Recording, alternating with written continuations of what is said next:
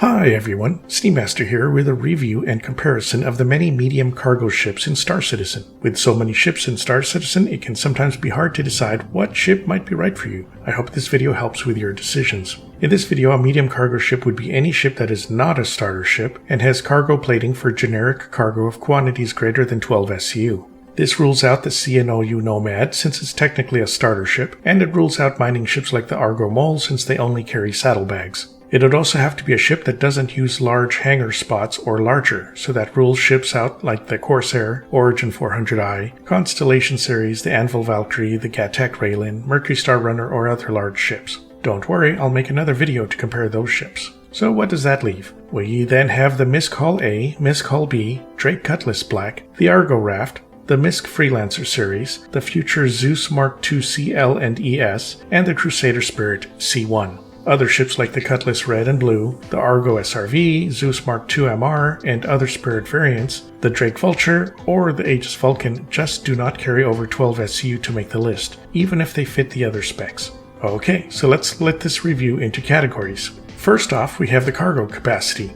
On top of the list is the Misk Hull B with 384 SCU on external spindles. Next is a Zeus Mark II CL with 128 SCU of cargo, the Freelancer Max with 120 SCU, the Argo Raft with 96 SCU in external containers. Then we have the base Freelancer with 66 SCU, the Misk Hull A with 64 SCU externally, the Crusader Spirit C1 also with 64 SCU, the Drake Cutlass Black at 46 SCU, the Freelancer Miss and Der both have 36 SCU storage, and finally the Zeus Mark II ES has 32 SCU. The Hull B is way beyond the other ships in cargo capacity, but that's due to external storage only. Since the ship has not actually released yet, we'll have to see how much it can hold once it releases. CIG might reduce some of the cargo because the lower and upper spindles might be too difficult to land the ship with, or maybe they will extend the length of the ship or the side spindles to hold that extra cargo. I guess we'll have to see. The Zeus Mark II CL might also change cargo storage by the time it's released, so we'll have to keep an eye on that one. Some of these ships have internal cargo space that can also hold ground vehicles. The Misk Hull B, Hull A, as well as the Argo Raft can only carry cargo externally, so there are no vehicles for them. For the rest, the Zeus Mark II CL will probably be able to carry the most vehicles, most likely multiple Tumbril Cyclones or Greycat Rocks, or smaller vehicles.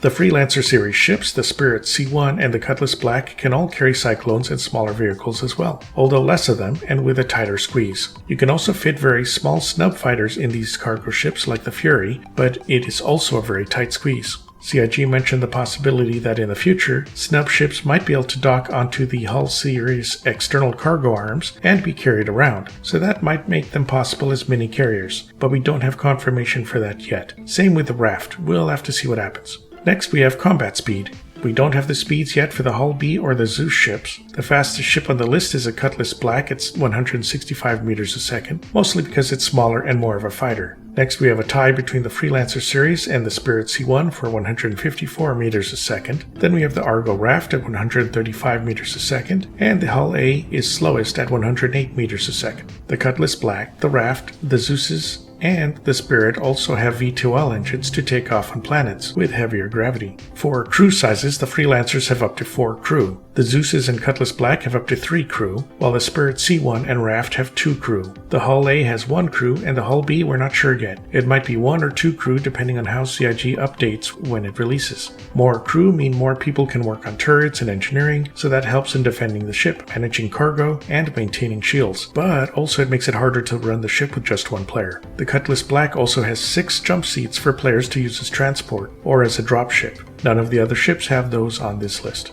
Defense is important for cargo ships. For pilot-controlled guns, the Freelancer series and the Cutlass Black have the most guns with 4 size 3 guns. The Spirit C1 has 2 fixed and 2 turreted size 3 guns controllable by the pilot, but it's an odd combination. You might want to put gimbals on the fixed guns. The Zeus ships have large gun hardpoints with dual size 4 guns, but less of them. The Argo Raft and Hull A only have dual size 1 guns, so they won't do a ton of damage. We don't know what the Hull B will have exactly, but probably a nose turret with dual guns and then maybe an upper turret with the same. Pilot-controlled guns makes it easier for single players to use the ship in dangerous space. Missiles are also useful for cargo ships since you can attack from range and don't need to be very maneuverable. When it comes to missiles, no one can beat the Freelancer MIS with 2 size 4, 2 size 3, and 2 special size 5 missile hardpoints. The size 5 hardpoints are custom and only come with 20 size 3 missiles. Next would be the Cutlass Black with 6 size 4 hardpoints.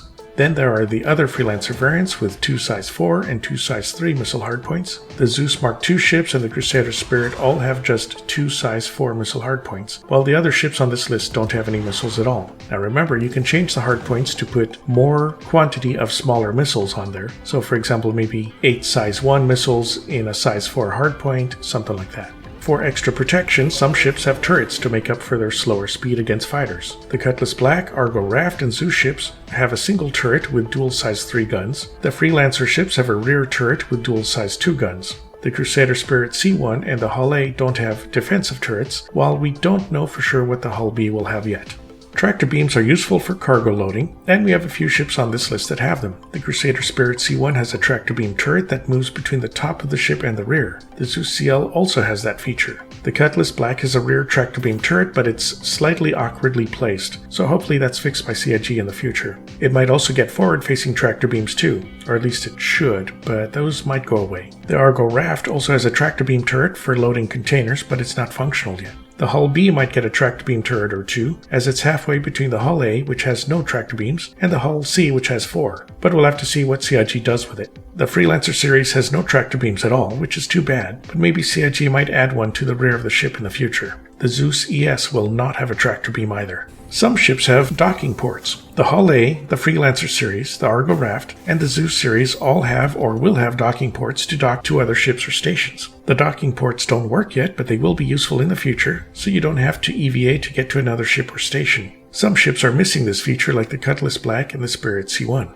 For shielding, the RSI Zeus Mark II ES has the toughest shields with 4 size 2 shields. The CL variant has 3 size 2 shields. The Freelancer variants all have dual size 2 shields. The Argo Raft also has 2 size 2 shields, while the Cutlass Black and Spirit C1 only have 1 size 2 shield. The Hull A has 2 size 1 shields, and we'll have to see in the Hull B. Most likely it'll have 2 size 2 shields as well, but that could change. The Freelancer Miss is the most expensive ship on the list, probably due to the missiles, at $175 on the website. The 2 Zeus Mark II ships and the Freelancer Max go for $150, and the Hull B is $140. The Freelancer Der is $135, while the Argo Raft and C1 are $125. The Cutlass Black and Base Freelancer goes for $110, and the Hull A is $90 as the cheapest ship on the list. If you're starting on a budget, then the Hull A price cannot be beat. In-game, the Freelancer MIS is the most expensive at 2.5 million UEC, the Freelancer Max at 2.1 million UEC,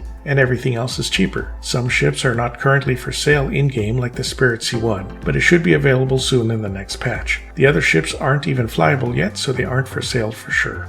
Putting aside the numbers, you also have to consider a few other practical factors on these ships. First off, cargo ships typically have to travel long distances, so you need living quarters with beds and bathrooms. All of these ships include living quarters, although the Cutlass Black is currently missing a toilet, so that'll limit how long players can fly in the ship before stopping. Some ships have more comfortable quarters with full bathrooms, kitchens, and tables. The newer ships have better layouts to them, such as the Hull A, the Raft, the Spirit C1, and the future Zeus ships. Both the Freelancer series and the Cutlass have very old internal designs and will need to be redesigned to make them useful. If we go by the most comfortable living quarters, the Raft has the nicest design with a full table and kitchen, plus beds and bathroom. The Hull A is next with a large bathroom and plenty of space. The Spirit C1 has a well laid out design, although maybe not quite as comfortable. The future designs for the Zeus ships and Hull B make them even nicer, but we'll have to see. Next are the Freelancer variants. Since they have toilets, small kitchen, and beds, they're just sort of cramped. Cutlass Black is on the bottom of the list for crew comforts, although that's not too surprising for a Drake ship.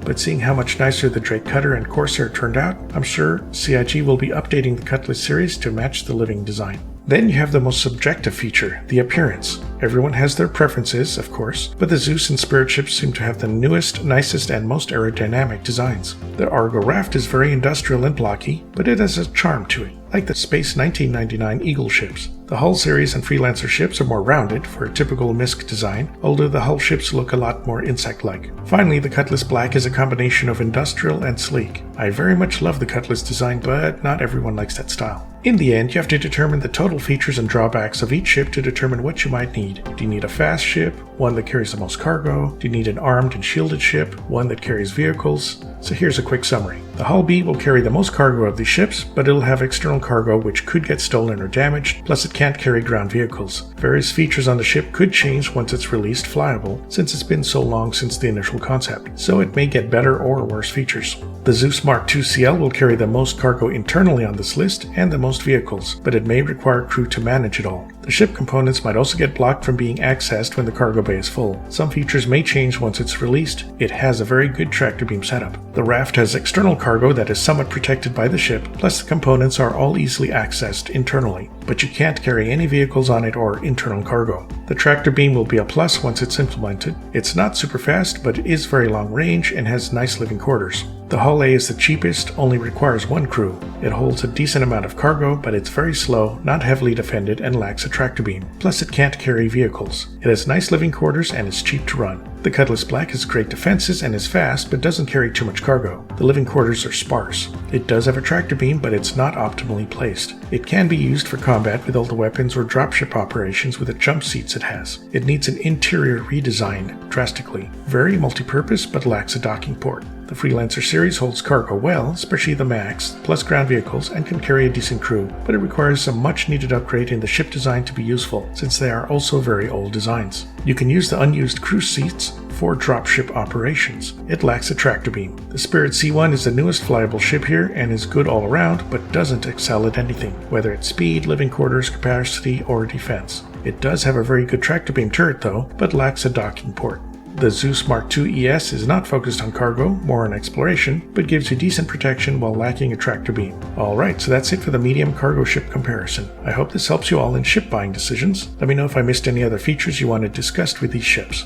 Please like and subscribe if you enjoyed the video. You can use my referral code if you decide to jump in as Star Citizen, and you'll get 5,000 extra in-game credits. Here's a big thank you to my current patrons. Please check out my Patreon membership to help me make more videos. All patrons and members will have their names listed at the end of my videos and get access to my Discord channel. Patrons and members also have first pick on the next item I will cover, so feel free to sign up and let me know what you'd like to see next. Okay, catch you all next time.